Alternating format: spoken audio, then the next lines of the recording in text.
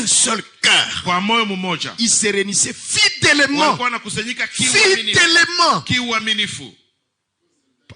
Aucun ne manquait. Mais tous fidèlement. Qu'est-ce qu'il en est de toi, mon frère, ma soeur? Est-ce que tu es retourné aux actes des apôtres? Si tu es déjà retourné, tu dois vivre ça aussi. Mais si tu manques le culte, alors tu ne te réunis pas fidèlement. Fidèlement, c'est-à-dire, vous êtes toujours là, aux réunions. Parce qu'il s'agit des réunions. C'est ce qui est écrit ici. Ils se réunissaient fidèlement dans le temple. Deuxième chose. Un seul temps. Il n'y avait pas beaucoup de temples dans la ville de Jérusalem. Il n'y avait qu'un seul temple. Et les chrétiens s'y réunissaient chaque jour pour écouter l'enseignement des apôtres, la prédication de la parole. Pas comme les gens ont commencé à le faire.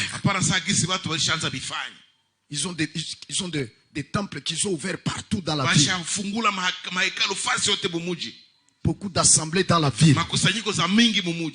Mais nous devons retourner à ce qui était au commencement pour avoir une seule assemblée dans une seule ville. Et cela n'a pas besoin d'être interprété. Ça n'a pas besoin d'être interprété ou d'être adapté aux conditions humbles des gens.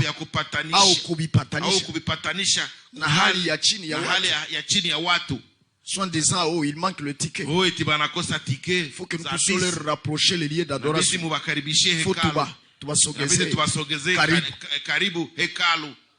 Non. Non. Ça n'a jamais été dans le système de Dieu. C'est la manière de faire des dénominations. Ce sont eux les créateurs de beaucoup d'assemblées. À un seul endroit. Ils peuvent en avoir 10, même 20. Et ils se glorifient de ça. Et ils disent, vous voyez, l'église s'est développée, a progressé. C'est la dénomination. Mais le système de Dieu, c'est un lieu, une assemblée. S'il vous plaît, que Dieu vous bénisse. Laissez-moi vous le rappeler encore. Alors, maintenant, il y avait beaucoup de gens en Israël. Pour ne prendre que l'Ancien Testament. L'Ancien Testament. Il y avait des millions. Et Israël, ce n'est pas une ville. C'est un pays. C'est un pays. Et c'est un pays. Mais Dieu y a mis un seul lieu d'adoration. Dans tous les pays. Imaginez, je venais de parler des dîmes triennales. Et on ne devrait pas les manger chez eux. Ou dans leur province. Mais ils devaient monter jusqu'à Jérusalem. Cela est le type de Christ aujourd'hui. Certainement. Où que vous soyez, il faut être en Christ. Et alors Dieu vous reçoit. Alors Dieu vous approuve. Mais aussi, il s'agit d'une seule assemblée dans une ville. Pas deux, pas trois. Pas plusieurs endroits d'adoration. Mais un seul endroit. Comme c'était à Jérusalem. Dans les temples. Il pouvait en quelque temps. Ou bien, qu'est-ce que je veux dire? Un certain jour de la semaine ou deux ou quoi. Bon, la Bible ne le révèle pas. Ils pouvaient se rencontrer dans des maisons pour les études bibliques, etc. Mais le rassemblement de toute l'assemblée, c'était dans les temples à Jérusalem. Et aussi, ces réunions dans des maisons ne doivent pas être interprétées et que quelqu'un dise que non, c'est les lieux d'adoration qu'il y a quelque part ailleurs. Voyez? Par exemple, si nous disions aux frères de Mugunga de commencer à se réunir là-bas, et nous leur donnons des anciens, nous leur donnons des diacres, etc. Et puis ils adorent là du 1er au 31 du mois, ou du 30. Et les frères aussi de l'aéroport là-bas, vers Majengo, ils ont aussi les réunions là-bas. Ils ont aussi les réunions là-bas. Et les frères qui viennent des sacs, on leur ouvre aussi leur endroit d'adoration là-bas. Vous voyez? Et les frères qui sont de la ville, nous leur ouvrons aussi leur endroit d'adoration là-bas. Et puis nous appelons cela de maison à maison. Non, c'est faux. Il faut être vraiment stupide pour accepter ça. C'est pas possible. Il faut être vraiment stupide pour accepter que c'est ça de maison à maison. Non, c'est vraiment impossible. Et un prédicateur qui ose enseigner cela. Vraiment, vraiment. Je me demande, il n'est même pas prédicateur. Il n'est pas prédicateur. Dieu ne l'a jamais envoyé prêcher sa parole. C'est un imposteur.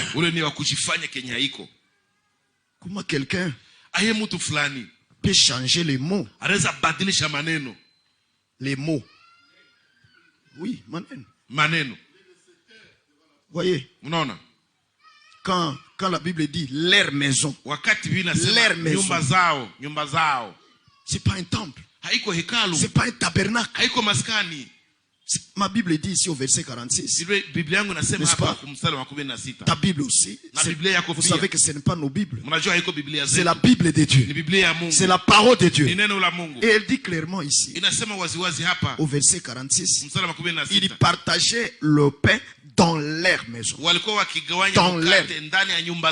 Ici c'est le pain naturel. C'est le pain, le pain sans levain, qu'il y rompait dans des maisons. Leur maison, pas la maison de Dieu. Comment quelqu'un peut changer ceci en temple? Soit qu'il a un démon, vraiment un démon, parce que c'est le démon qui est menteur. Et qu'est-ce que le mensonge? Le contraire de la vérité. Comment on peut dire leur maison et puis changer cela à un temple? C'est vraiment trop bas. C'est être diabolique. Quelqu'un qui ne veut pas seulement accepter la vérité.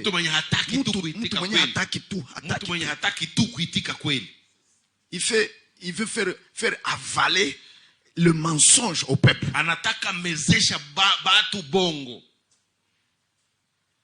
C'est simplement impossible. Leur maison n'était pas le temple, ni des tabernacles qui sont créés à gauche et à droite. La fois passée, à la fin, vers la fin de ce mois, le mois que nous venons de terminer, quelqu'un a osé même dire, sont disant enseignant, moi vraiment, si quelqu'un peut s'appeler enseignant de la parole de Dieu et il ne peut pas bien lire la Bible, parce qu'un enseignant c'est un scribe. Un scribe, il sait lire, il sait écrire. Un scribe. Et quelqu'un se dit un scribe et il ne peut pas lire. il ne peut pas bien parler ce qu'il lit. Il ne peut pas lire couramment. La parole de Dieu est écrite pour qu'on la lise couramment. Couramment. Alors, ça s'accomplira ce qui est écrit dans Apocalypse 1, verset 3. Heureux celui qui lit. Alors, qui lit couramment, qui lit et qui comprend. Et alors, quand nous sommes en face d'un tel lecteur qui sait lire couramment, qui lit et qui comprend, alors nous aussi qui écoutons la lecture, nous sommes aussi bien heureux. Toujours Apocalypse 1:3. Bien heureux celui qui lit et ceux qui entendent la lecture. Nous avons besoin des lecteurs majeurs qui lisent couramment en comprenant, laissant chaque chose à sa place, lisant au peuple comme c'est écrit. Ce qui est écrit est comme c'est écrit. Des lecteurs. Alors vraiment, excusez, c'est pas dans l'esprit de mépriser quelqu'un, mais de mépriser cet esprit-là. Cet esprit-là. Dans notre prière, c'est qu'un frère qui en est saisi en soit libéré pour entrer dans la liberté des enfants de Dieu. Alors quelqu'un a osé dire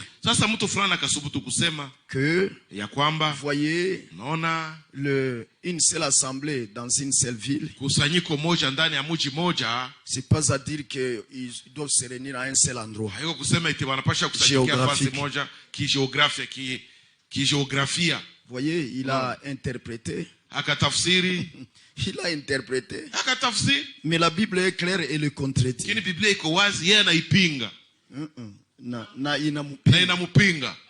Parce que la Bible est claire. Elle dit qu'ils se réunissaient dans le temple tous, chaque jour. Mais qu'est-ce qu'il faut encore dire? Les choses qui sont si claires, vous voulez seulement y jeter de l'ombre et égarer le peuple. Mais il se trompe. Il pense que par ses interprétations, il va faire oublier le nom du Seigneur, la parole du Seigneur au peuple de Dieu. Il se trompe. Son temps est terminé. Aujourd'hui, c'est le temps de Dieu, de sa parole, que l'accomplissement de son plan, amen, et de l'appel à la sortie de toutes ces choses de chaque élu.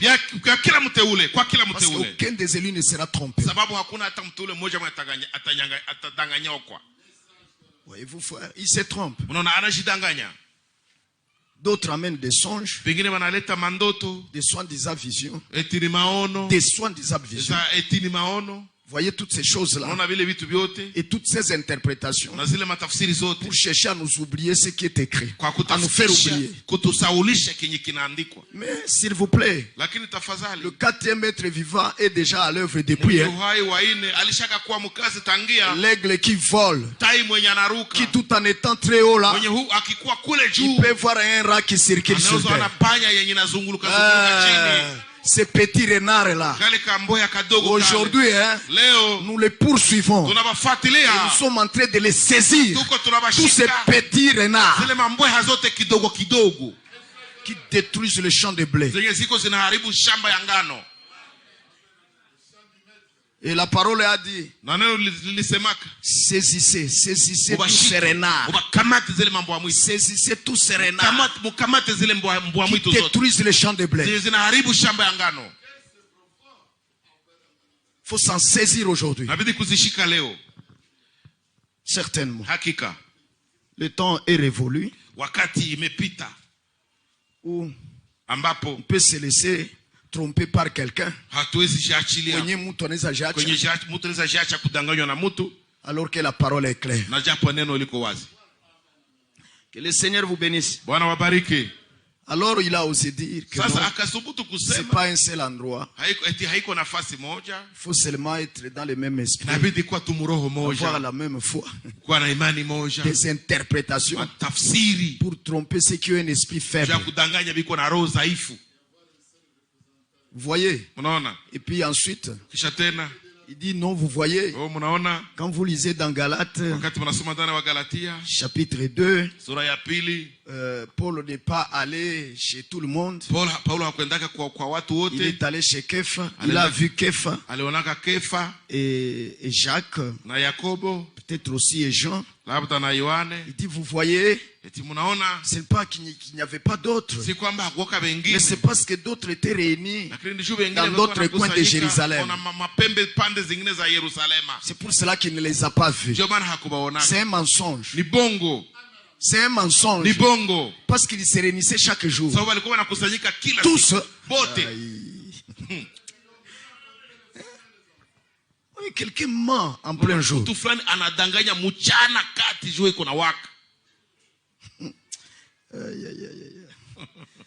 N'importe quoi. Alors, et puis ensuite, excusez-moi, tous ces renards, nous devons nous saisir d'elles. Njozi les etuko tunakamata sai. Usisirike tuko tunazikamata mbweha zile. Ziko zinaharibu shamba ya ngano ya Mungu. Qui détruisent les champs de blé de Dieu. Kuzinasa, les saisir, na kuzisema mujina, et leur dire de leur par leur nom. Mambweha, des renards. Oui, c'est un mensonge. Et quelqu'un ment en public comme ça. Trompe pas des serviteurs de Dieu. Il devient comme Jézabel. Jézabel qui séduisait les serviteurs de Dieu. Elle les trompait pour qu'ils commettent fornication. La fornication spirituelle, en recevant une fausse semence étrangère. Voyez? Non. Ce temps est fini. Et par sa grâce, il a suscité cette assemblée locale pour être soutien et colonne de la vérité et défendre la vérité. Par sa grâce, nous pouvons nous en glorifier sans mépriser les autres, s'il vous plaît. Mais nous sommes là par sa grâce pour que par nous vous abandonniez ces renards et que vous vous en saisissiez aussi. Les saisir vraiment et les consumer. Certainement. Amen. C'est pour t'aider. C'est pas pour être contre toi, mais pour que les gens voient la vérité et qu'ils ne continuent pas à être trompés. Amen. Une ville, une assemblée. Voyez. Et l'on ne peut pas avoir beaucoup d'assemblées dans la ville. Et il y a un seul chef. Ça c'est simplement du seul pas. C'est du catholicisme. Et puis ensuite vous imaginez, il est allé plus loin, cet homme-là, pour dire que, voyez, vous tous ici, vous travaillez sous le mandat d'un tel. Si vous baptisez, c'est pas vous qui baptisez, c'est lui qui baptise. Si vous priez pour un malade, c'est pas vous qui avez prié, c'est l'autre là. Voyez. Et moi j'ai dit c'est du catholicisme pire. Pire.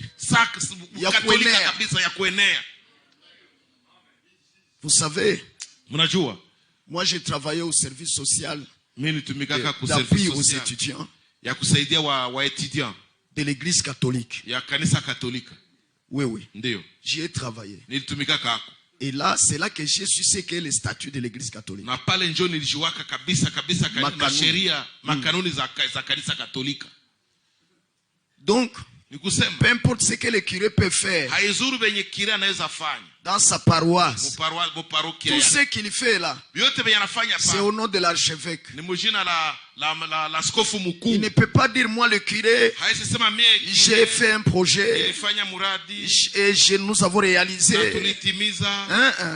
Il doit citer le nom de l'archevêque ou de l'évêque qui est proche de lui. C'est lui qui l'a fait. Ni yeye ule askofu. Ni ule askofu ndio mwenye alifanya vile.